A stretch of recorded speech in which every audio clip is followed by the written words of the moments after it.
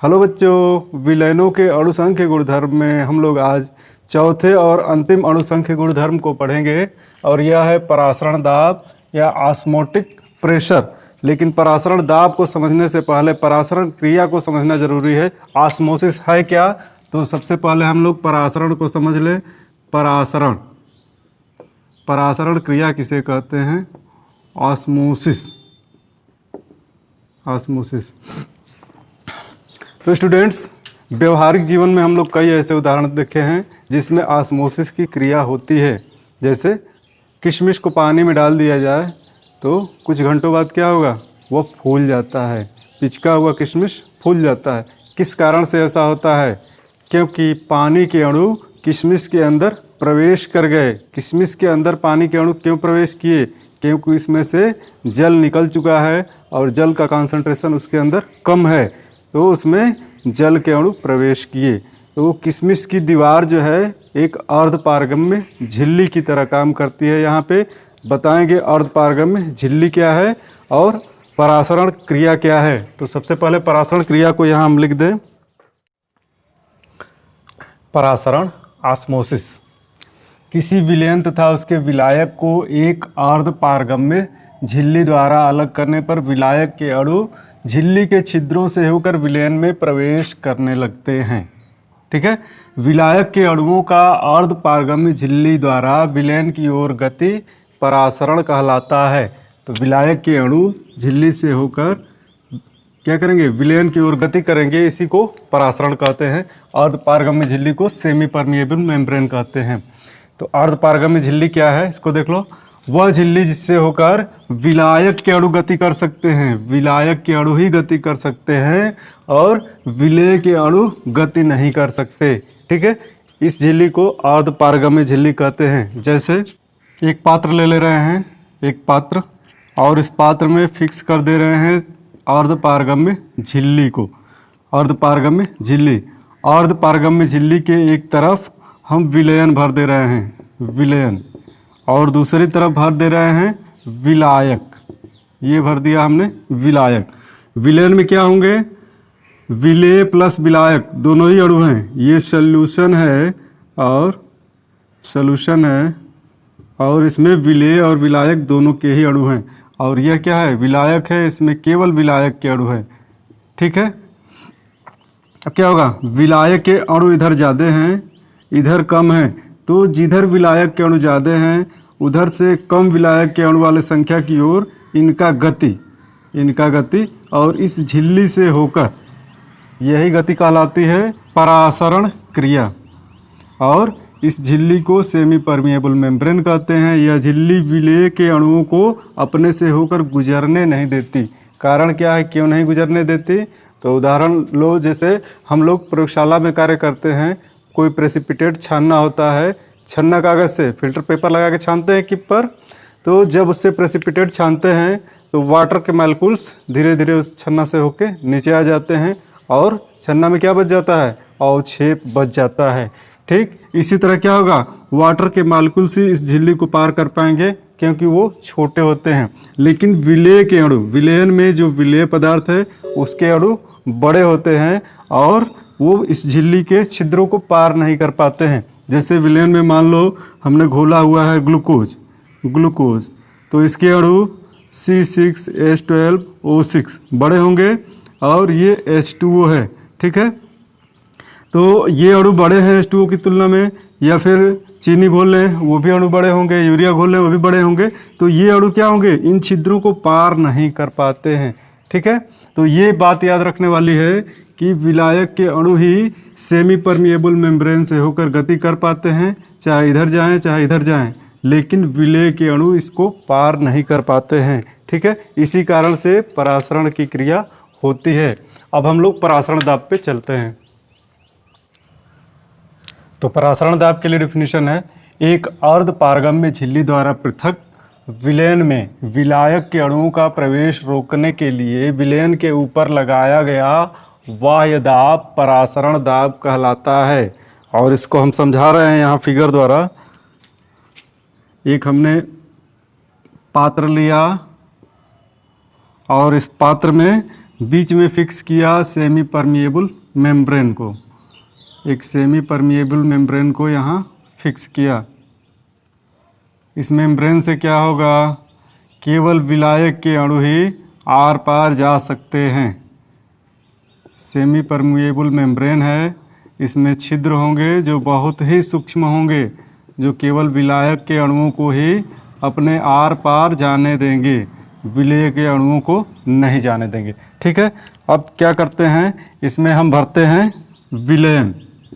एक दिशा में हम भर ले रहे हैं विलयन को, ये है सॉल्यूशन, और दूसरी तरफ भर ले रहे हैं विलायक को।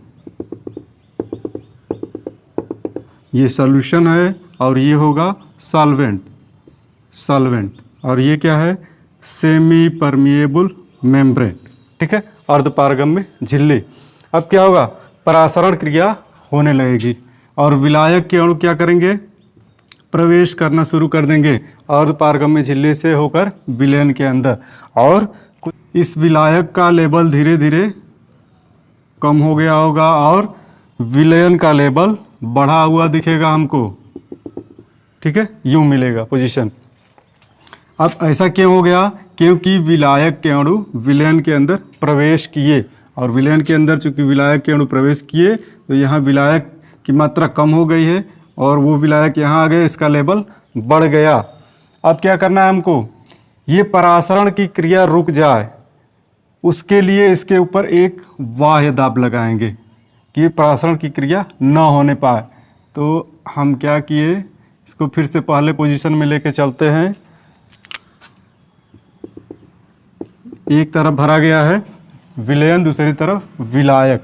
ठीक है, अब ये परासरण क्रिया न होने पाए तो इसके लिए क्या करेंगे, इस विलयन के ऊपर एक दाब आरोपित करेंगे, एक प्रेशर लगाएंगे ताकि यह परासरण क्रिया रुक जाए। तो परासरण क्रिया रोकने के लिए जितना ये प्रेशर लगाया हुआ है, इसी प्रेशर को कहते हैं परासरण दाब। यही बात लिखी है, एक अर्धपारगम्य झिल्ली द्वारा पृथक विलयन में विलायक के अणुओं का प्रवेश रोकने के लिए विलयन के ऊपर लगाया गया बाह्य दाब परासरण दाब कहलाता है।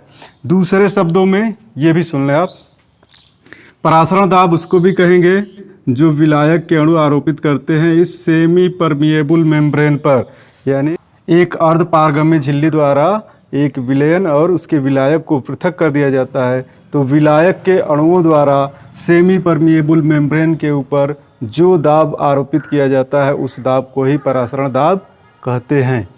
अब अगर ये पिस्टन हटा के हम सोचें तो क्या लेवल हम यहाँ तक बढ़ाए थे विलयन का, यहाँ तक, और ये लेवल घट गया था।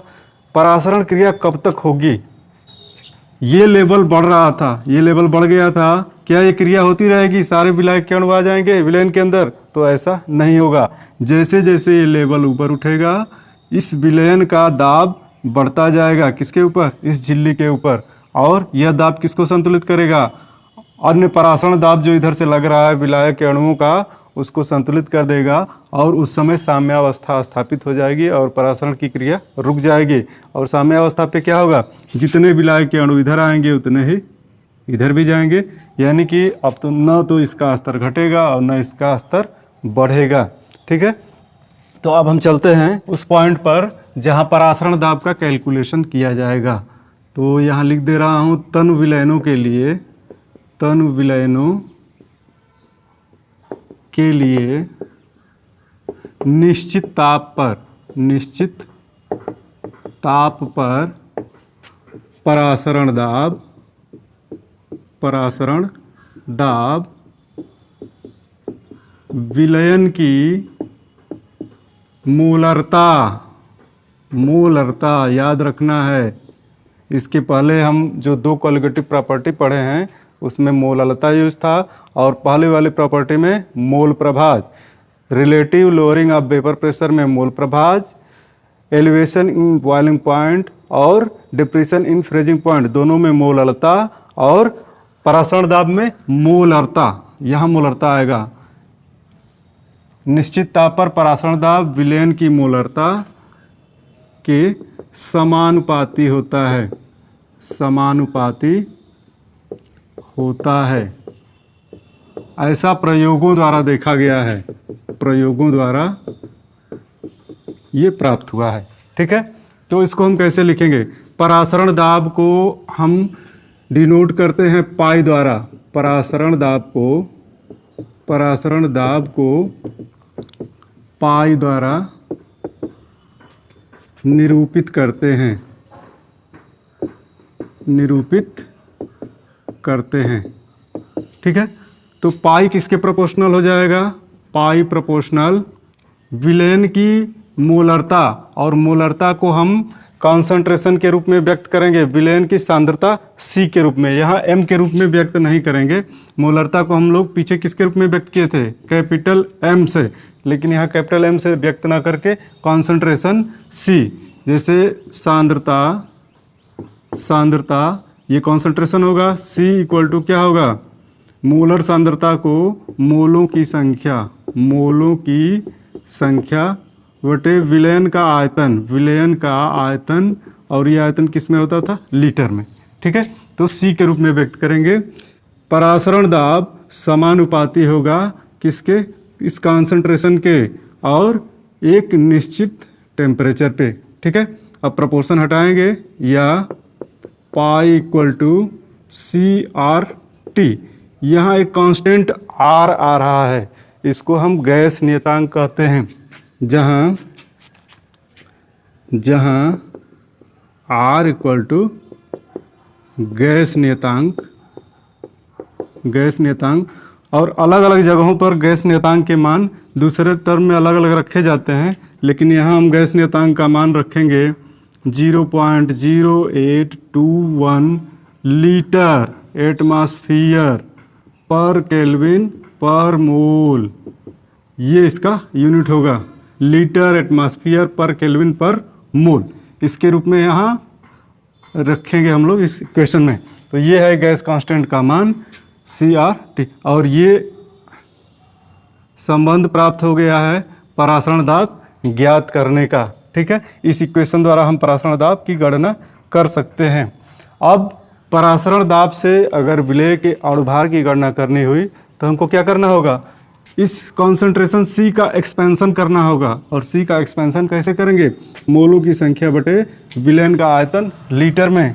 तो यहाँ हम देख लें, चूँकि C इक्वल टू मोलों की संख्या को किससे प्रदर्शित करते हैं? N द्वारा, स्मॉल n से, और विलेन का आयतन लीटर में, वॉल्यूम ये लीटर में हो गया।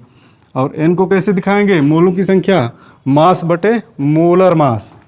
तो ये चूँकि विलेय है, और विलेय के लिए हम लोग क्या मानक लेते हैं? स्मॉल w, विलेय का भार बटे इसका मोलर भार या अणुभार। ठीक है ना, तो मोलर भार को हम करेंगे mm, कैपिटल M और स्मॉल m द्वारा बटे v, और यही वैल्यू उठा के इसको इक्वेशन नंबर 1 कर लो। यह मान समीकरण 1 में रखने पर, C का मान समीकरण 1 में रखने पर, ठीक है, क्या मिलेगा? पाई इक्वल टू C की जगह हम रख दे रहे हैं इस वैल्यू को W बटे mm इंटू V, और ऊपर क्या बचेगा?